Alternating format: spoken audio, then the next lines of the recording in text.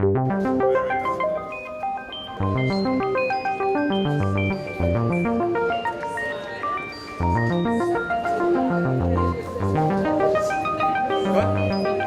great bunch of people coming from all parts of Europe and with all kinds of different social and cultural background. I'm really happy to meet you. I'm carrying a lot of expectations on this gathering. It's seldom that I have funny talks with presidencies, but with the Danish presidency, it is always funny. In a way, when I look out in this room, I think that we have to be entrepreneurs, creative entrepreneurs, and we have to come up with new solutions of some of the very deep issues we're dealing with in Europe these days. The other now is not the other any longer. It is our neighbour, it's our fellow citizen. And if we're really going to talk about European diversity, we need to look at those great other identities which some of our citizens share. We all have many identities, not one, and it's the other identities shared by some of our citizens, fellow citizens, we need to explore. Now, during the next 20-25 minutes, we'll have roundtable discussions. I'm one of the team coaches, yes. I was the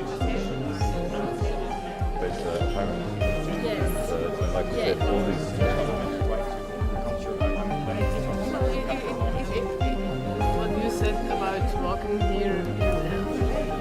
When is it not?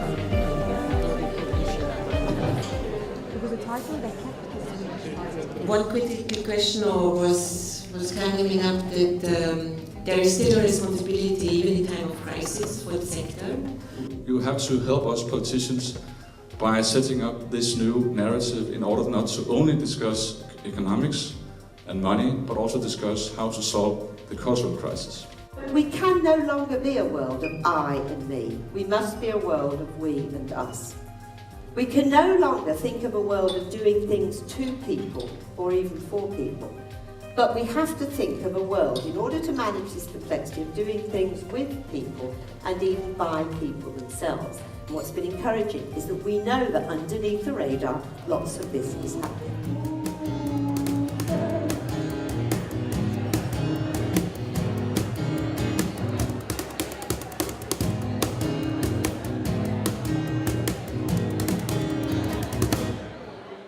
I think we have seen a lot of very interesting and inspiring presentations.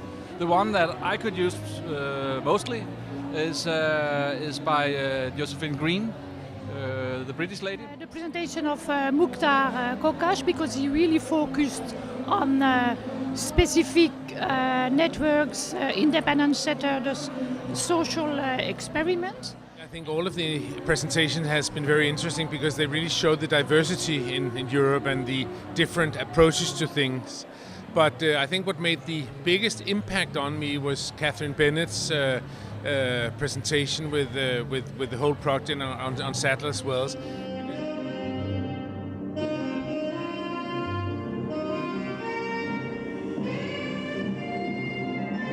I hope you all enjoyed the dance performance by Parts. I hope you all feel re-energized after lunch, not sleepy. That this arrow turns up now, because the critical mass of the people here is almost 200. And it is different when you have such many people to talk with and to go to change things where they're coming from. So I really think that we are ready to give more or to do more today in Brussels. Europe needs artists in space, humanistics in space. Europe needs cultural space program. Thank you. You know, maybe that Latvia was a leader in crisis, minus 20% GDP. And culture cut 65%. And now we are thinking how to go back to normal position. And it's not easy, but we need these new arguments, how to invest, how to measure, how to translate in the right way. Do not make that mistake again. So I say it differs from country to country, and let us hope that this social activist tradition develops globally. It's very good to work with artists, but in general, some artists or the cultural sector tend to be more conservative than other sectors. When it comes to institutions, it's much more difficult to make changes there than in other sectors, and we should change that. So thank you for a great day, and go in and have a great cocktail or whatever we are serving, and go back to your communities and change the world.